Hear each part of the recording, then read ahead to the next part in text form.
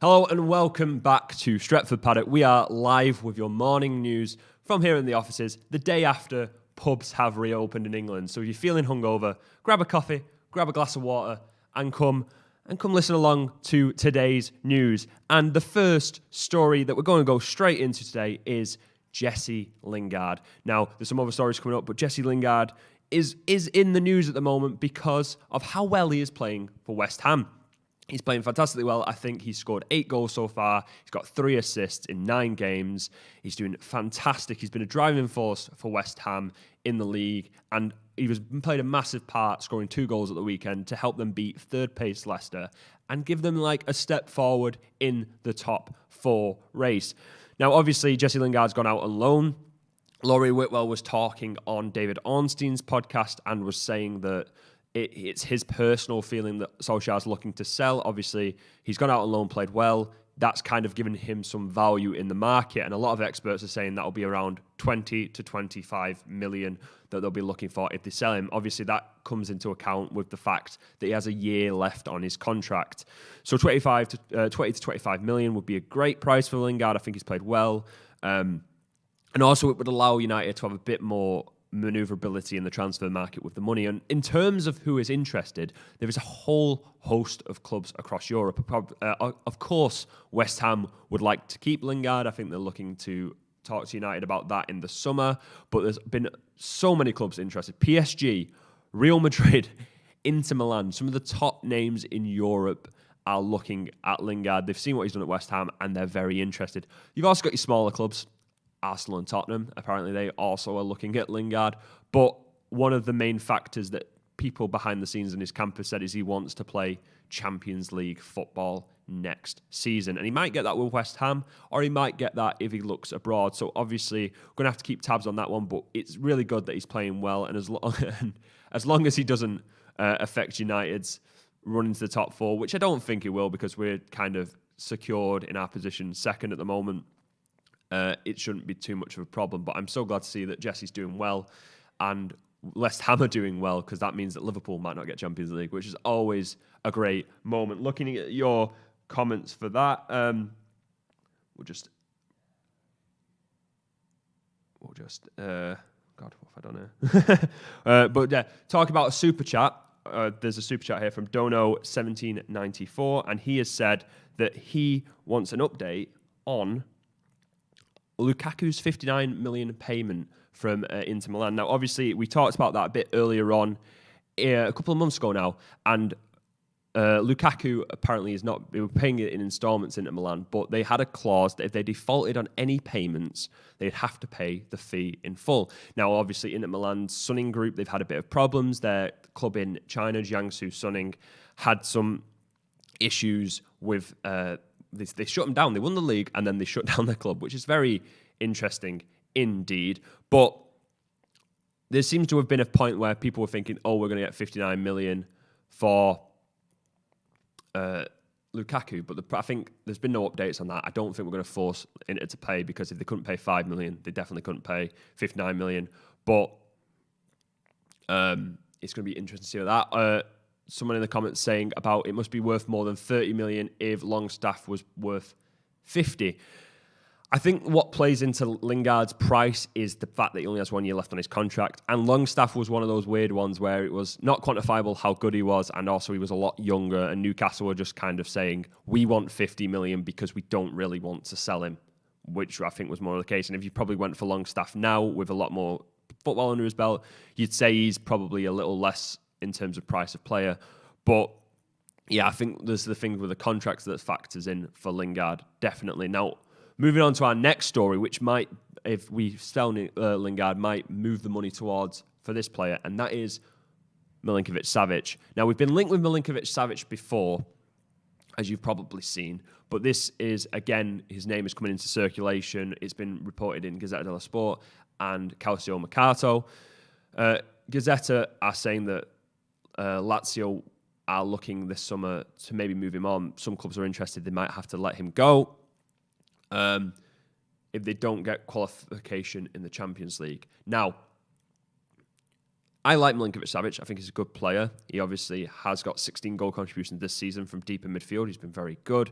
Gazzetta is saying that clubs like Madrid, Paris Saint-Germain and Manchester United are willing to court him. But then we go on to Calcio Mercato, and they're saying that the price for Milinkovic-Savic may be around 80 million euros.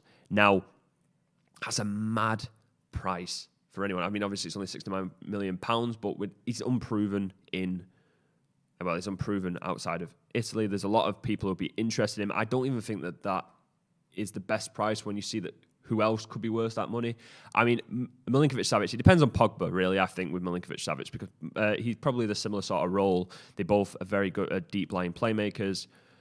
And if you're going to spend that money without selling Pogba, I'd say that you should probably send 70 million on a defensive midfielder, someone like, as we said before, Declan Rice, who may be in the mix with Lingard, but as some representatives have said that. But I don't really think that we should be spending that money on a player who I don't think offers too much in terms of what we need right now. Again, if Pogba leaves, it's a completely different story. I think a player like Milinkovic-Savic would fit in very well. But at the moment, it seems to be that Pogba's contract talks are in a more positive way than not. So we'll have to see on that one. But I think he'd be a really good signing if those events were to happen. But at this moment, I'd rather get a defensive midfielder.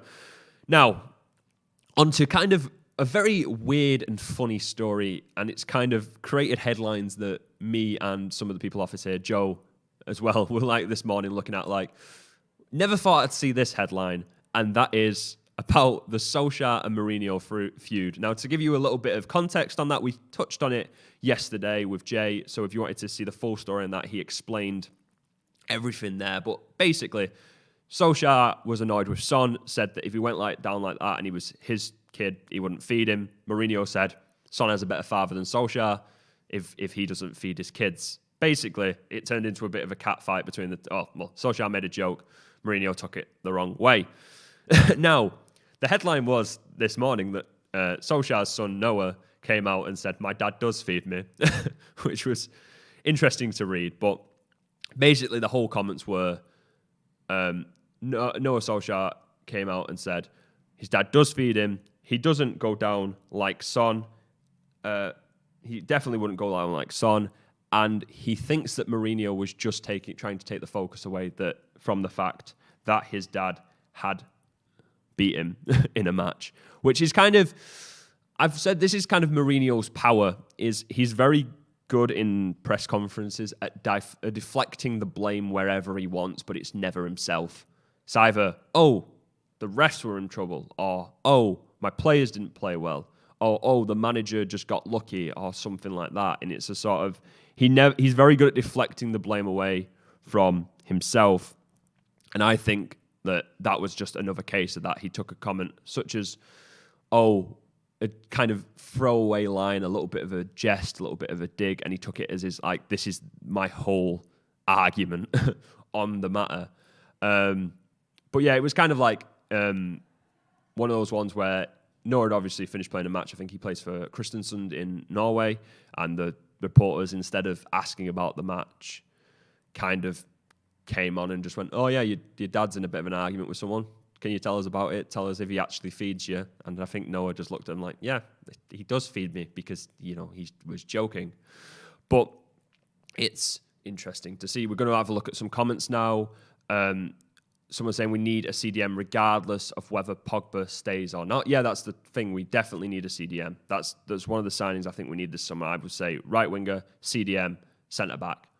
And that would be a good window. That would sort out a lot of our problems. Maybe a backup goalkeeper if Romero and De Gea were to leave, or Henderson, whichever way that situation goes. But yeah, those are the three players. I think Milinkovic-Savic is obviously a bit more creative, a little bit more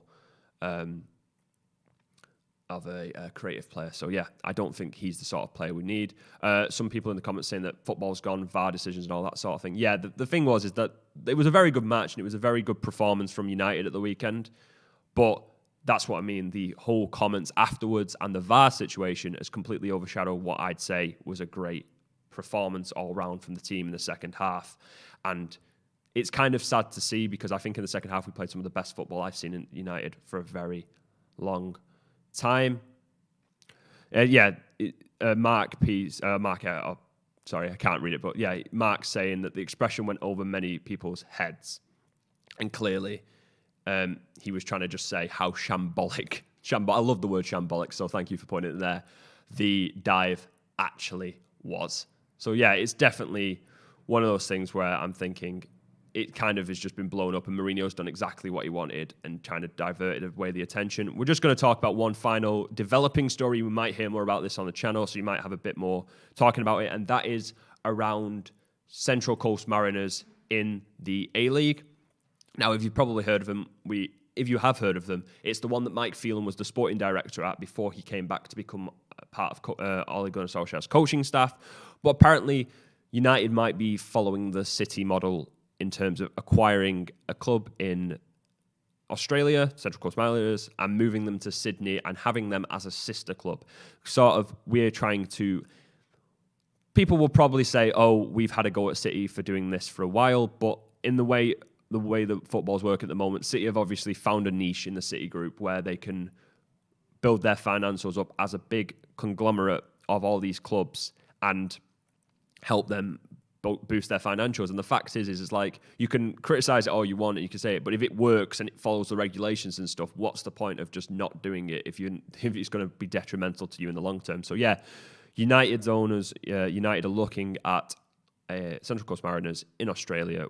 Not too much on that. It's just a couple of rumours around about, but we'll probably have more on that if the story was to develop. That is all we have time for on this news. Thanks for tuning in. And again, if you're spending the time going out to a beer garden, or if you're just living life, however, with going to the shops, enjoy yourself, stay safe. This has been Stretford Paddock, and we'll see you next time.